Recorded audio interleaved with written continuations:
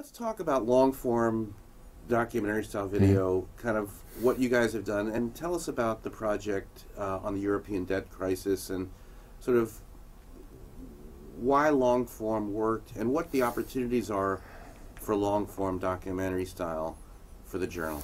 So I think long-form is potentially very important to us because it allows us to take complex topics and deal with them in a comprehensive way. We don't always get the opportunity to do that.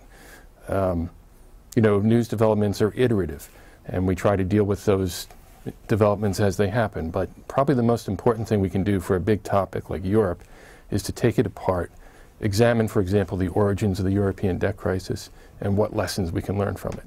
You know, you can do that on a live show. You can do that in a standard length feature video, but if you have 23 minutes to do it, as we did with Europe, you can get much more in depth.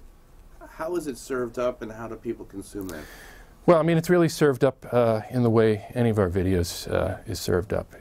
You can view the entire thing, but we also split it up into chapters. So if you don't want to commit 23 minutes to watching it, you could commit maybe 6 or 7 minutes to any individual section. If you're interested in one particular aspect of the story, we divide it. You can look at it over the 7 or 8 minutes in that one section, or you can take the entire thing in. So tell us a little bit about what's been developing with video reporting. Tell us how that's going, reporting from the field, how that's developing, and some of the value that's bringing. Well, I mean, there's an immediacy to it, and that's actually, and an authenticity, and that's what we strive for, as you and I have discussed before. We have 2,000 reporters and editors around the world.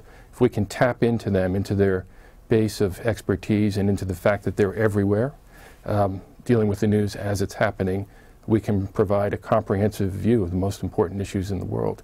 And that's what we're trying to do with these iPhones. Tap into everybody where they are, dealing with the news as it develops each moment. So tell us a little about the project flow on the iPhone. In other words, how files are recorded. Are they using mics? Are they using tripods? How do they get the files? Are they editing? Give us a little overview. Right. So we have the phones out there. We have some iPod Touches. We've developed kits, proprietary kits that include mic, light, tripod that help balance the phones so that you can treat them more naturally as a camera because it can be a little shaky sometimes. We're having a fair bit of success replicating production value, pretty decent production value, using these phones. But the great thing about the phones too is you don't always have to have the kit. You can just take the phone with you, and as the story develops, all of a sudden, you're there and you're able to send the files back over Dropbox or whatever it happens to be, and we get them up really fast. Where do you think video journalism is going in terms of the journal and what the opportunities, you know, is it about live? Is it about reporting from the field with these phones? It's really about all of that. Live is certainly critical to us. The phones and the field package productions are becoming ever more important. Long form is something that's a little bit newer to us. It's not that we've never done it before, but we haven't invested as much of ourselves in it as we're about to. And that's an area of exploration for us. We're going to have to see how that goes. But the initial reaction to it has been pretty positive.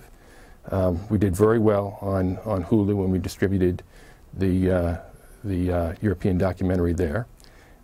We did very well on WSJ.com. We got a lot of attention on our own site. So we see real growth potential there. So what might be next for you guys this year in terms of long form, short form? I know there's more live going on with the lifestyle programming. What's kind of on deck here? Well, I think what we want to do this year is try to take on some of the biggest topics that are of critical importance to Wall Street Journal viewers and subscribers. Issues in foreign policy, issues in domestic policy, economic policy. We have a number of big projects in the works that we're going to be rolling out over the course of the year, trying to deal with them comprehensively, the way we did Europe. I think one of the exciting developments this year has been that we actually have an opportunity to reach a broader viewership outside of the parameters of our own website. Not that that's any less critical than it was before, but there's a real growth potential outside as well. And we're seeing some interest there. How do we avoid another World War I? How do we avoid another World War II? We bind nations together economically. We bind them together financially so that it is no longer in their self-interest to go to war.